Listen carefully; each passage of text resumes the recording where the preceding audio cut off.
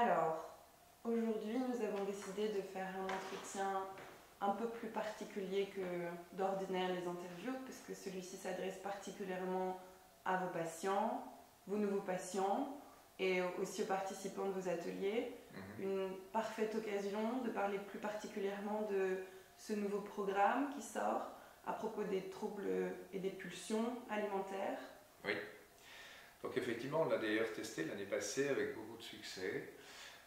Donc ça fait à peu près 22 ans qu'on donne des ateliers pour mincir, pour gérer aussi les problèmes de pulsions alimentaires, voire même de boulimie. Et là, on a fait un programme plus concentré, où le premier atelier est en présentiel. On peut d'ailleurs le récupérer pour ceux qui ne l'ont pas fait il y a 2 semaines. Et puis on aura un deuxième à la fin, donc en février, qui va clôturer. Et entre, on a accès à la vidéothèque et à l'audiothèque de l'eShop. Et donc on a un programme de 8 ateliers qu'on va pouvoir faire au fur et à mesure. Donc chaque atelier contient 4 auto-hypnoses qui travaillent chaque fois quelque chose de différent. Donc l'atelier poids et pulsions alimentaires travaille à la fois les pulsions, les fringales, les envies de nourriture un peu, qui ne sont pas des vraies envies de nourriture, qui sont des envies affectives souvent, ou de combler un vide. Et donc, mais on travaille aussi des sentiments comme la honte, la réconciliation avec son corps, voilà. Et donc c'est un traitement à la fois qui touche un peu à tous les domaines. Et on peut alors du coup compléter ce cycle, ce programme, avec le régime plaisir qui commence d'ailleurs très bientôt, et où là on va vraiment retrouver le plaisir de manger. Et le plaisir de manger va être la solution au problème d'excès de poids, puisque on augmente le plaisir en mangeant en auto-hypnose positive, en utilisant les 5 sens. Et là, je peux tout de suite vous donner le feedback d'une patiente qui était journaliste et qui avait passé sa vie à écrire sur les problèmes de régime, de poids, etc. Et donc, elle était venue avec un merveilleux. Parce qu'en fait, au premier atelier Régime Plaisir, on doit tous venir avec son aliment préféré, celui qu'on diabolise le plus, celui qu'on s'interdit le plus, celui qui se fait le plus grossir. Et on peut apporter une très grosse portion parce que l'idée, ça va être de le manger autant qu'on veut. Donc il n'y a pas de limite de quantité.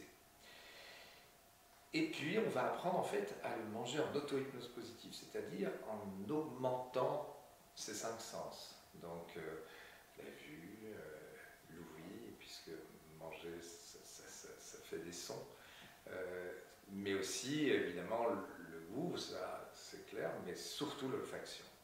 Et donc on va augmenter le plaisir, on va maximaliser, intensifier toutes les sensations de plaisir.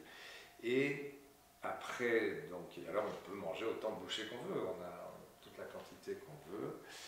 Et alors étonnamment, la plupart des participants mangent maximum 3 bouchées, parfois 4, alors qu'ils peuvent manger tout. Et je reviens à cette journaliste qui nous dit une semaine après, écoutez, c'est incroyable, j'ai eu plus de plaisir à manger, je me suis rendu compte que j'ai mangé 10% de ma pâtisserie, et que j'ai eu bien plus de plaisir que d'habitude où j'en mangeais 2 entiers, l'un à la suite de l'autre à toute vitesse. Et donc, elle explique qu'effectivement, quand elle craquait, parce qu'elle s'interdisait de manger ces merveilleux, quand elle craquait, elle allait à la pâtisserie, et puis elle s'en achetait 2, mais elle était frustrée déjà avant de les manger, parce qu'elle aurait bien voulu en manger 3. Pour elle, le plaisir total, le fantasme absolu, c'était 3. Donc déjà, elle partait frustrée. Et puis, elle les mangeait effectivement à toute vitesse, avec beaucoup de culpabilité. Mais au moins, elle se rassurait, elle disait oui, 3, j'aurais quand même pris trop de poids, tandis qu'avec 2, voilà. Et puis, en fait, ici, à l'atelier, elle a eu tellement de plaisir avec 3 bouchées qu'elle a rangé son merveilleux dans sa boîte et rentré chez elle, s'était dit, je vais le manger après comme dessert. Et puis elle a eu tellement de plaisir à manger son repas chaud que à la fin, elle n'avait plus faim. Elle s'est dit, j'ai pas envie de mon merveilleux. Donc c'est intéressant déjà de comprendre que tout d'un coup, on mange avec son corps et non plus ses fantasmes, avec la tête, quoi. Et donc là, elle s'est dit, je le mangerai demain au petit-déj, ça va être génial. J'ai jamais mangé de pâtisserie comme ça au petit-déj. Donc elle s'endort, toute contente. Le lendemain matin, elle se lève, elle ouvre le frigo, elle regarde son merveilleux qu'elle désirait déjà depuis son réveil. Et donc elle arrive dans le frigo, elle l'ouvre, elle voit ce merveilleux, et juste à côté, il y avait des fruits rouges, il y avait des framboises, des myrtilles, des groseilles, des mûres, que son mari avait acheté, et un pot de fromage blanc, un fromage blanc bio. Elle s'est dit, oh, mais je vais plutôt me faire ça, j'ai plus envie de ça. Comme quoi, elle a donc décidé de se fier à ses envies. Et ses envies, comme c'était plus interdit, cet aliment qui était tellement diabolisé, elle était ouverte à tout. Et elle se rend compte que son corps avait plus envie de fruits rouges et de fromage blanc que de son merveilleux. Et du coup, elle mange ça, elle part pour sa journée, elle revient le soir en se disant, cette fois-ci je ne vais pas me faire avoir, je vais manger mon dessert, mon merveilleux, parce qu'elle en rêvait, avant le repas. Et donc là au moins j'aurai faim. Et puis elle ouvre le frigo, et de nouveau, c'est son regard, c'est donc une sorte d'état auto-hypnotique positif qui est, tiens, est-ce que j'ai envie de manger ce merveilleux? Et en fait, non. Elle a ressenti une sorte de dégoût parce qu'elle a vu la crème fraîche qui n'était plus trop fraîche, et pour la première fois de sa vie, elle a jeté quasiment un merveilleux entier dans la poubelle. Et donc elle a vraiment compris que c'était un déclic qui s'était produit, et que du coup, ce qui l'intéressait maintenant, elle n'allait plus jamais rien s'interdire. Par contre, tout ce qu'elle allait manger, elle allait le manger en dégustant les choses. Et elle s'est rendue compte qu'elle mangeait beaucoup moins de quantité, déjà après une semaine. Et donc cette femme a commencé enfin à mincir, sans effort, sans rien, en ayant plus de plaisir à manger, et en ne s'interdisant plus rien. Et du coup, plus de culpabilité non plus à manger. Il faut savoir que la culpabilité est un sentiment qui nous coupe du corps. Et donc, si le corps est en partie coupé de ses sens, il y a moins de plaisir à manger. Donc quand on mange avec culpabilité, on a moins de plaisir. Du coup, voilà. Et ça, c'est un exemple. On apprend aussi des techniques qui nous permettent de gérer une fausse faim, ou une envie de manger entre deux repas, ou gérer des grignotages. Enfin, il y a toute une série de techniques basées sur l'auto-hypnose positive et qui peuvent remplacer des auto-hypnoses négatives.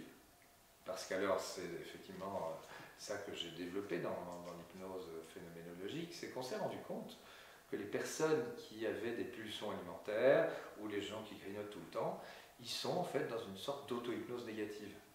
Et donc, pourquoi? Parce qu'en fait, ils sont hypnotisés par leur nourriture, ils pensent qu'à ça, ils sont complètement captés par les sensations, et en fait, ça produit une sécurité qu'ils ont connue au tout début de la vie.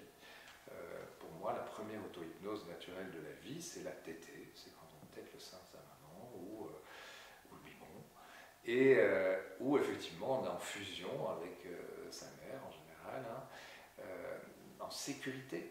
On est en sécurité affective puisqu'on se sent aimé, on est en sécurité matérielle puisqu'on est entouré, protégé du monde, et on est en sécurité alimentaire puisque tout d'un coup la souffrance de la faim disparaît grâce à la tétée. Et donc quand on mange, très souvent, par réaction au stress ou à des manques affectifs ou à des frustrations ou à toute une foule de sentiments de vide ou de manque, en fait on essaie de reproduire cette auto-hypnose du tout début de la vie, qui était géniale. On est en sécurité, on se sent aimé, tout va bien. Donc l'auto-hypnose négative est une auto-hypnose qui marche. Malheureusement, elle a des conséquences négatives. Et quand on fait nos ateliers pour réapprendre l'auto-hypnose positive, on découvre en fait qu'on peut se combler par un souvenir génial ou un projet du futur qui va être super, des vacances qu'on veut faire, ou un week-end, ou que sais-je. il y a plein de stratégies qui fait qu'en fait, on peut découvrir des choses qui nous comblent ou qui gèrent des émotions. Et là, quand on a des émotions difficiles, des deuils ou des choses comme ça, ou bien des stress très chroniques, que ce soit professionnel ou familial ou personnel, alors là, il y a un cycle, un programme d'ateliers d'auto-hypnose pour la gestion du stress et des émotions et l'accroissement de la confiance en soi. Et très souvent, la confiance en soi, c'est pas du luxe pour les personnes qui ont des problèmes alimentaires. Hein. Voilà. Et donc, il y a moyen, grâce aux ateliers, de retrouver des autocontrôles en fait. On perd souvent, quand on est dépendant de la nourriture ou de comportements alimentaires, ce sont des pertes de contrôle.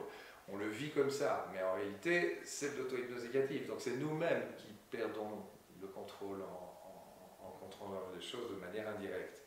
Et donc là, on va apprendre à produire des nouveaux autocontrôles. Donc retrouver un sentiment de satiété avec pas grand-chose ou même rien, etc.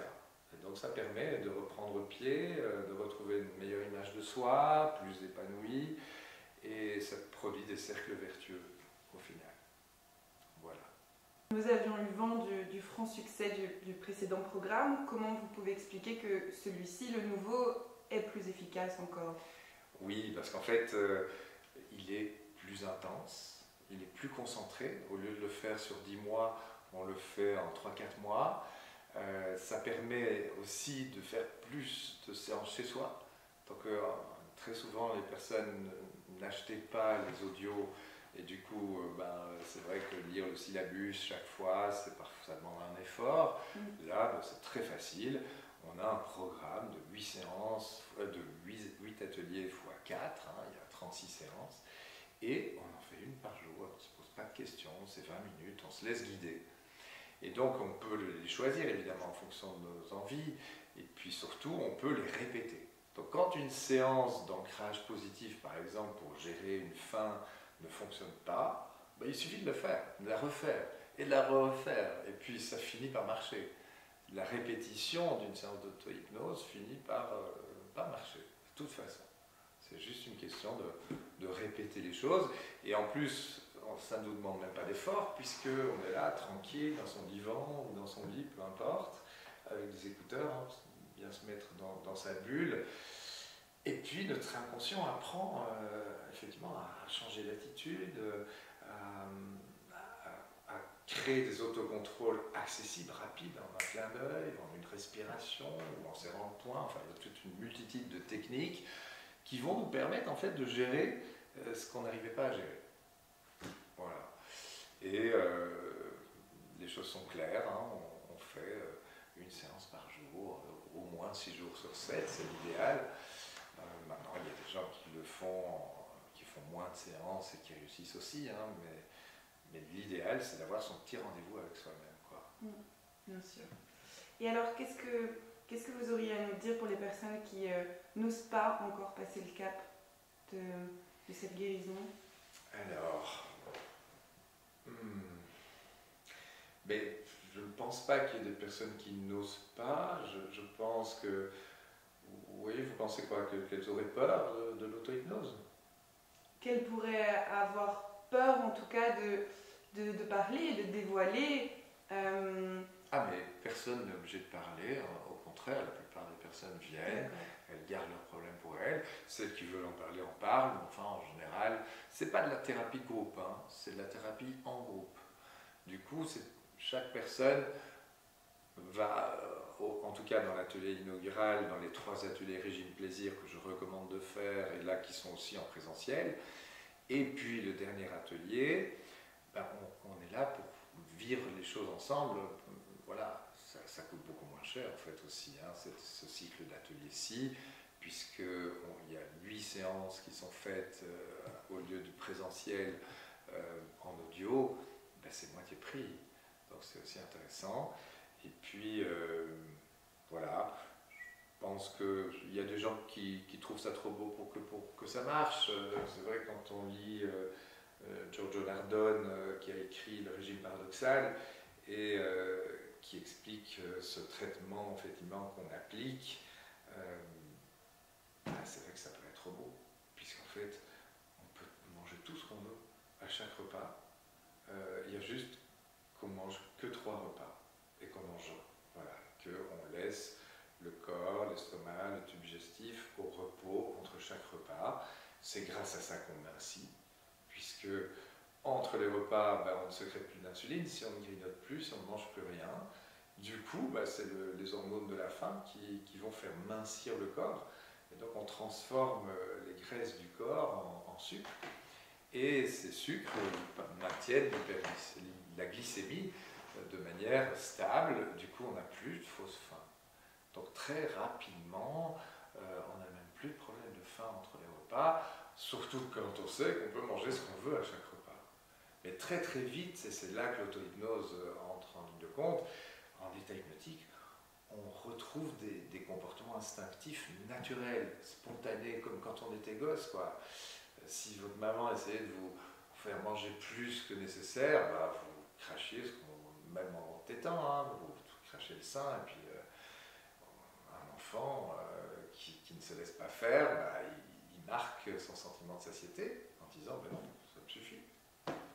Donc c'est par après, effectivement, les privations, les régimes, tout ce qu'on a entendu qui nous font peur de prendre du poids, tout ce qui nous fait peur de manger de mauvaises choses, c'est tout ça qui pervertit en fait notre comportement naturel.